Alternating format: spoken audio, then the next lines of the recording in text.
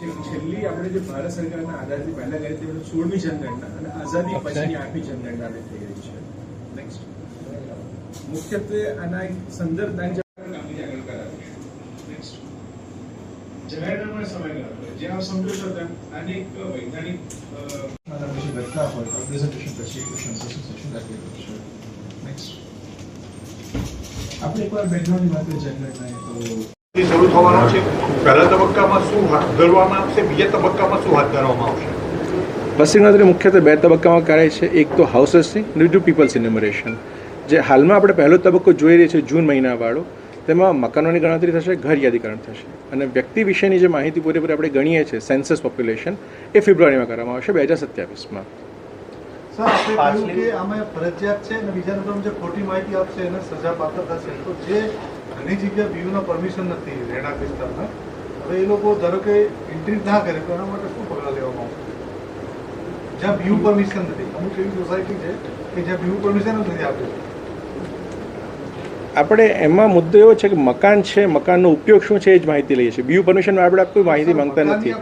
આપ એ જાણો છો કે આમાં આપણે સામે કોઈ પુરાવા માંગી નથી રહ્યા કોઈ જ વસ્તુ માટેના, એટલે સામે વેરીફાઈ કરવું એ તો શક્ય નથી. આપ જે કહો છો એ રીતે 2011ની વસ્તી ગણતરી એમાં જે હાઉસ ગણતરી થઈ હતી અને અત્યારની જે 4 પ્રશ્નો છે એ કોને જે અલગ આ વખતે જે નવા મુદ્દા એડ થયા છે એમાં છે access to internet, smartphone, bottled waters અને તમારા ઘરમાં સૌથી મહત્ત્વનું કે કયું ધાન્ય સૌથી મહત્તમ વપરાય છે.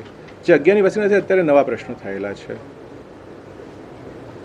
સર સરકારી કર્મચારીઓ એટલે ખાસ કરીને શિક્ષકો અને પ્રાધ્યાપકો તેમનું એવું કહેવું છે કે શિક્ષણ કાર્યને અસર પડી શકે છે. આ અસર ન થાય એના માટે કેવા પ્રકારની તકેદારી રાખી છે? તકેદારીનો વિષય એવો છે કે ભાઈ આપણે રાજ્ય સરકાર સાથે આપણા સંકલન કરેલું છે, એટલે આ એક નીતિ વિષયક નિર્ણય રાજ્ય સરકાર પોતે નિર્ણય લેશે. આજે એમાં પ્રશ્ન છે વિષય એવો છે કે આપણે હંમેશા રાજ્ય સરકાર સાથે સંકલન રહીને કામગીરી કરતા હોઈએ છીએ. તો એક નીતિ વિષયક નિર્ણય છે કે રાજ્ય સરકાર નિર્ણય લેશે અને મારી આશા છે કે બધાના સહકારમાં ને બધાના ફાયદા નિર્ણય આવશે. સર એમાં જે કોઈ અધિકારી કર્મચારી નિયુક્ત કરવામાં આવશે એનો સમયગાળો શું રહેશે કામગીરી કરવા માટે? ઓફિસ વર્કમાં કે કન્વીનન્સ આધારિત? એવું અમારે ઘણા બધા ઇનપુટ છે કે અમે પોતે આખો દિવસ નોકરી કરીએ છીએ, તો હવે અમે સાંજે કેવી રીતે કામ કરીએ? દેટ ઇઝ ધ કન્વીનન્સ આધારિત. અવેલેબિલિટી હોવી ના હોવી એના કંઈક રસ્તો નીકળશે એનો તો. સેલ્ફ કોઈ ભરી દે પછી ત્યાં જે સેન્સસ માટે જોડાયેલો જે સ્ટાફ છે એને એ ઘરની વિઝિટ લેવી જરૂરી છે કે નથી? જી બિલકુલ, કારણ કે આપણે જે ડેટા સેલ્ફિનેશનના ભરીએ છીએ એ ડેટા ખાલી સર્વર તરીકે ડ્રાફ્ટમાં સેવ રહે છે. જ્યારે એ વ્યક્તિ પાછા એન્યુમરેશનમાં જાય, સેલ્ફિનેશન આઈડી આપો, જ્યારે વસ્તીના દ્વારા પોતે ડેટા સબમિટ કરે એના સિવાય ડેટા સેવ થતો નથી. માટે વેરિફિકેશન કરવાનું કે વેરિફિકેશન નથી કરવાનું? વેરિફિકેશન એટલે વ્યક્તિ જ્યારે જશે ત્યાં, સપોઝ મારા ઘરે સેલ્ફિનેશનવાળા વ્યક્તિ આવે છે તો ત્યારે હું એસઆઈડી આપું છું. If he wish two verify he can verify, but submit data ત્યાંથી જ થશે. વ્યક્તિનો પોતાનો ડેટા એઝ અ ડ્રાફ્ટ સેવ થશે.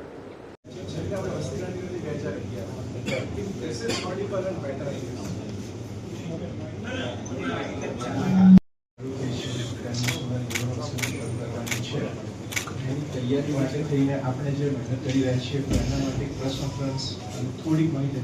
તેના માટે 15 દિવસ સેલ્ફ ઇન્યુમરેશન જે 17 મેથી શરૂ થશે 31 મે સુધી ચાલશે અને ઘર યાદી માટે 1 જૂનથી માંડીને 30 જૂન સુધીનો સમયગાળો આપેલો છે. એના માટેના જે 33 પ્રશ્નો છે એ આપ સૌની જાણમાં છે. આપ સૌના વતી નાગરિકોને મારી વિનંતી છે કે આપના ઘરે જ્યારે પણ વસ્તી ગણતરીદાર આવે ઇન્યુમરેટર્સ તો આપ સાચી અને પૂરતી માહિતી આપો. ગયા વખત કરતાં જો આ વખતે આપણે જોઈએ તો ડિજિટલ ગવર્નન્સ તરફ વધારે ભાર આપવામાં આવ્યો છે.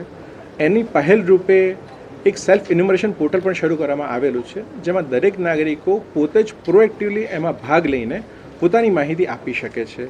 જે માટે se.gov.in કરીને પોર્ટલ છે જે 15 દિવસ માટે અવેલેબલ રહેશે. આપના વતી સૌ નાગરિકોને વિનંતી છે કે આનો મહત્તમ ઉપયોગ કરે, જેના કારણે ડેટા વધુ સારો અને ઝડપી મળી શકે. આ માટેના 33 પ્રશ્નોનું પણ સામે માહિતી અવેલેબલ છે. આપ સૌના સહકારથી મને એવું લાગે છે કે આપણે વસ્તી ગણતરીની માહિતી સચોટ અને ઝડપી પૂરી કરાવી શકીશું. સર, કોર્પોરેશન અને ગ્રામ્ય વિસ્તારો માટે કેટલી ટીમ તૈયાર છે, કેટલી ટ્રેનિંગ થઈ ચૂકી છે અને જો પર ડેની વાત કરવામાં આવે આઈડિયલ સિચ્યુએશનની તો શું લાગી રહ્યો છે કે કેટલા ડેટા છે આવી શકશે? જોઈએ તો આપણી પાસે કુલ 17 મહાનગરપાલિકા છે, 34 જિલ્લા છે. તો બંનેમાં સુપરવાઇઝર ઇન્વર્ટર બંને થઈને અંદાજિત 1,10,000થી વધુ સ્ટાફ આમાં જોડાયેલો છે. તેમની પાસે 30 દિવસનો સમયગાળો છે, જેમાં અંદાજિત પર ઇન્યુમરેટર 700થી 800 વ્યક્તિનો ડેટા એમણે કવર કરવાનો હશે. તો 30નો ડેટા એમને સફિશિયન્ટ છે. અને મારી ગણતરી એવી પણ છે કે જેના આધારે જો BLO કે એ લોકો જો અંદર લાગેલા હોય તો આ ડેટા વધારે જલ્દી પૂરો થઈ શકે એમ છે. સર, SIRની જ્યારે કામગીરી શરૂ થઈ ગઈ તો કેટલાક કર્મચારીઓ ને અનેક પ્રશ્નો આવ્યા હતા, કામનું ભારણ થઈ ગયું હતું અને ઘણી વખતે આ પ્રશ્નો આવતા હોય છે. તો જ્યારે જે પણ કર્મચારીઓ આમાં લાગ્યા હશે વસ્તી ગણતરીની અંદર, તો આ વિષય ઊભા ન થાય એની માટે વિભાગે કોઈ કાળજી રાખી છે? એના માટે મુદ્દો એ છે કે એમના માટે જે પણ કાર્યવાહી છે એ જો એમને એકદમ સચોટ રીતે ખબર હોય તો સૌથી સારું થાય છે. એટલે એના માટે વિભાગ તરફથી હાલમાં તો ઇન્ટેન્સ ટ્રેનિંગ ચાલી રહી છે કે જે 2 વીક સુધી ચાલશે. એકવાર એમને એમના પ્રશ્નો જવાબો ખબર હોય તો એમના માટે એ કામ કરવું ઘણું ઇઝી થાય છે. એમની ગાઈડલાઇન જે પણ ગણો એકદમ સ્પષ્ટ છે કે ભાઈ એમણે માત્ર 33 પ્રશ્નોના જવાબ લેવાના છે અને ડેટા અપલોડ કરવાના છે. એટલે આપ જે માનો છો એવું કોઈ ભારણ એમની પર એવું મને લાગતું નથી. ગણતરી કેટલા તબક્કામાં કરવામાં આવશે? તમે સર, મારું ટ્રાન્સલેટ કેવી રીતે કરશો હિન્દીમાંથી આ વખતે?